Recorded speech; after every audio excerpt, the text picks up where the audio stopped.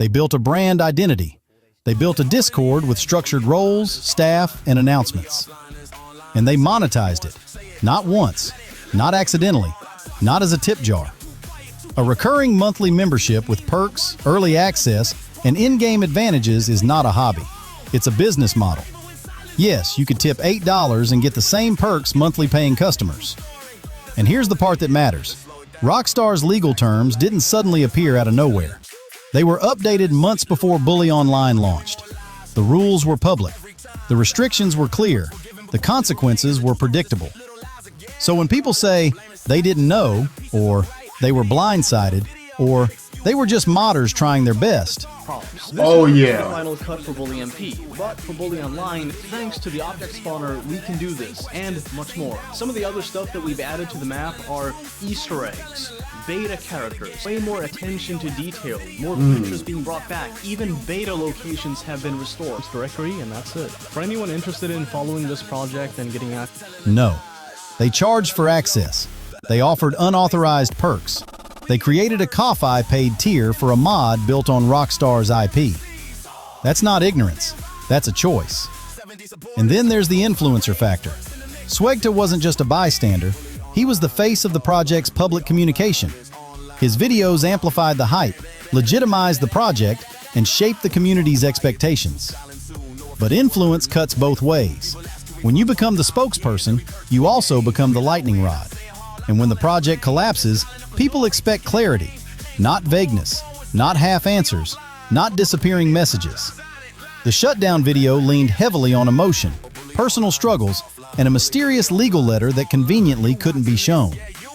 I'm back from a 5-week-long vacation, and I'm sick, as you can tell, and while I was gone, I had some stuff stolen from me, so apologies for delaying this video right here, but yesterday I had to spend the whole day just like documenting stuff and talking to the housing agency and yada yada. House break-in. You could have shown a redacted copy of a police report, but emotion isn't evidence, and a letter nobody can see isn't transparency. And you definitely don't build a roadmap like that while using cut content.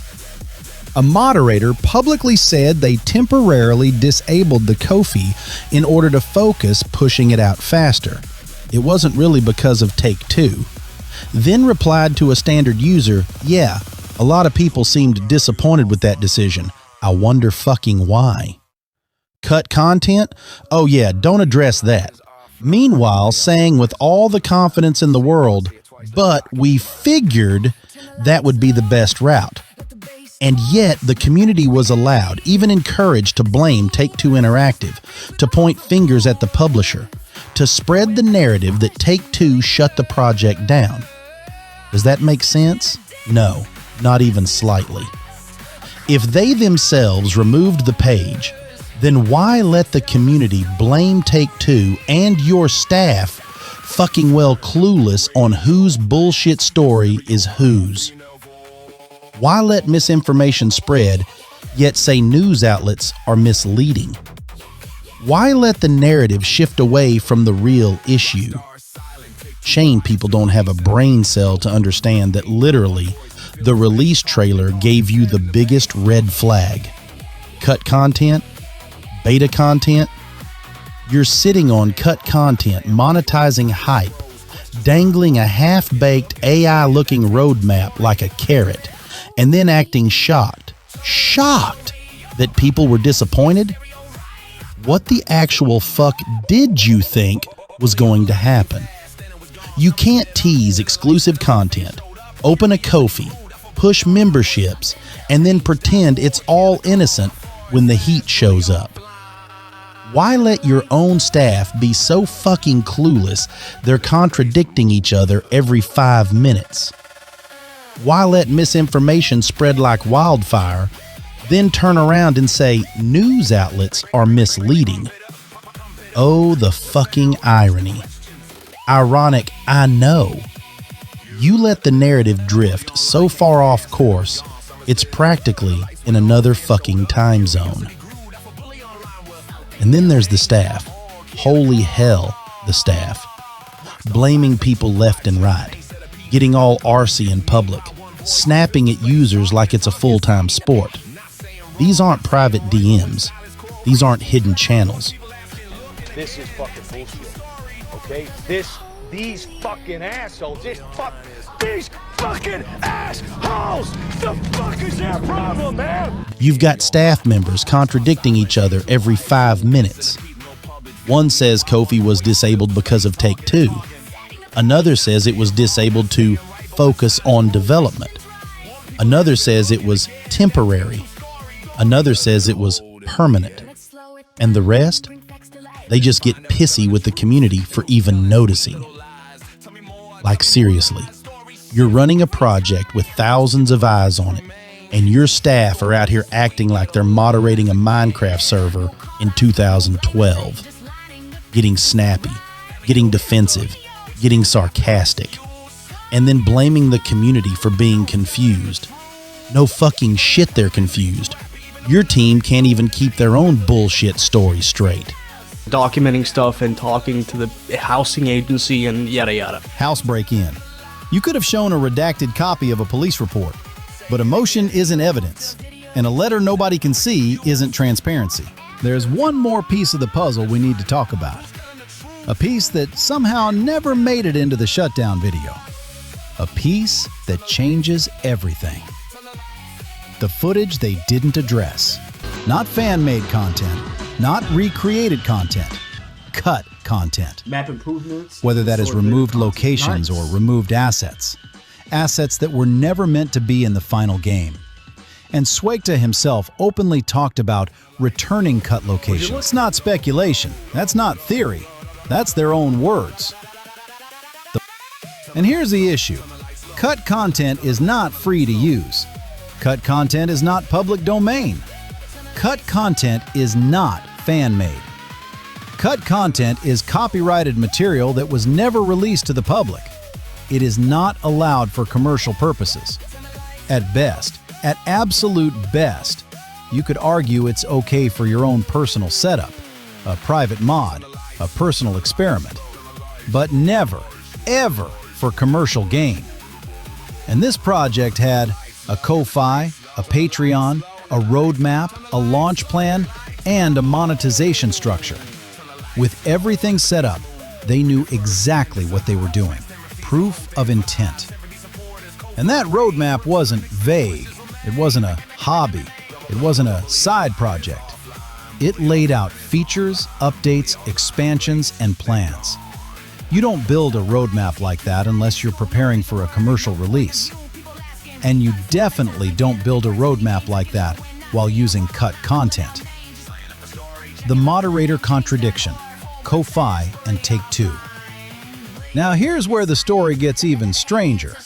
A moderator publicly said Ko-Fi took down the page, that Ko-Fi removed it.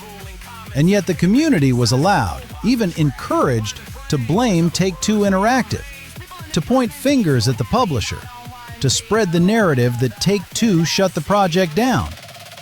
Does that make sense? No, not even slightly. If Ko-Fi removed the page, then why let the community blame Take Two?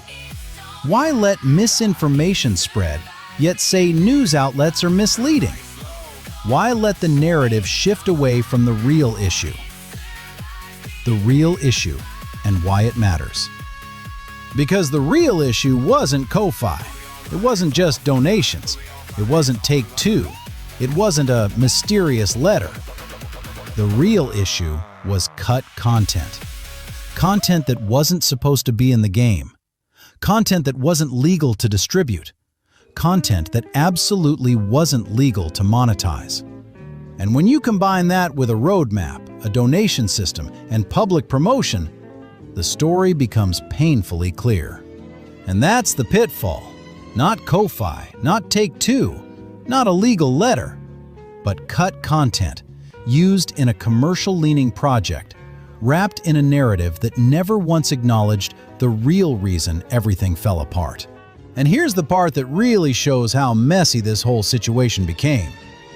The community kept insisting the news articles were misinformation, that the articles were lying, that the media was spreading false claims. But here's the problem. Your staff can't accuse the articles of misinformation when the community itself couldn't keep the story straight. The Ko-Fi claim and the Take-Two blame. Why was misinformation allowed to spread inside the community? It doesn't add up. It never added up. So when people say the articles were misinformation, maybe the real problem wasn't the articles. Maybe the real problem was that the story inside the community never stayed consistent long enough to be true. The IMDb article. While all of this was happening, an article appeared on IMDb, a news entry posted before Bully Online even launched. And inside that article was the line that exposed everything. That's the pitfall. Because the article described features that weren't in the retail game. Features that didn't exist in the official release. Features that only existed in cut content. So how does an article describe content fans supposedly created when that content only existed in Rockstar's unreleased files? And this wasn't a hobby project. This wasn't a weekend mod. This wasn't a casual experiment. The project insisted players needed a legal copy of Bully. They repeated it. They emphasized it. But the project itself was running content that wasn't in the legal retail version. Cut content, removed content, unreleased content. So how does that work? How do you require players to be legal when the project itself wasn't? And that brings us to the end of this expanded breakdown. The hype, the monetization, the influencer amplification, the contradictions, the missing receipts, the disappearing infrastructure, the 1-month collapse, and the silence that followed. When multiple supporters are publicly saying they never received one. Saying "we offered" isn't the same as "everyone was refunded." Then there's the emotional victory lap.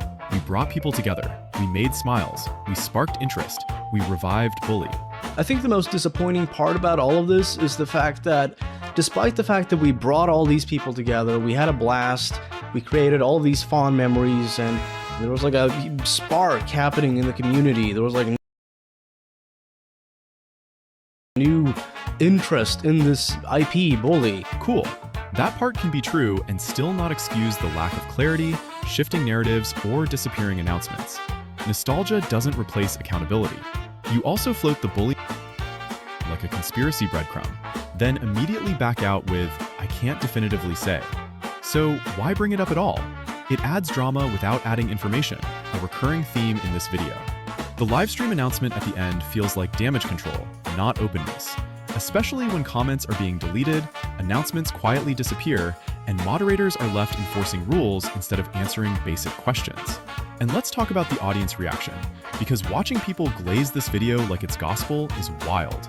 You'd think transparency just dropped, when in reality we got a 2-shilling explanation stitched into a one-piece suit, except we only received loose fabric, not the actual suit. Final thought.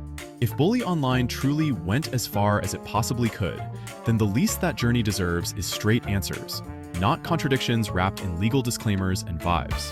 Right now, the legacy isn't confusion because people are speculating. It's confusion because the story keeps changing depending on which part you're talking about. You didn't kill the project, but this video didn't save your credibility either.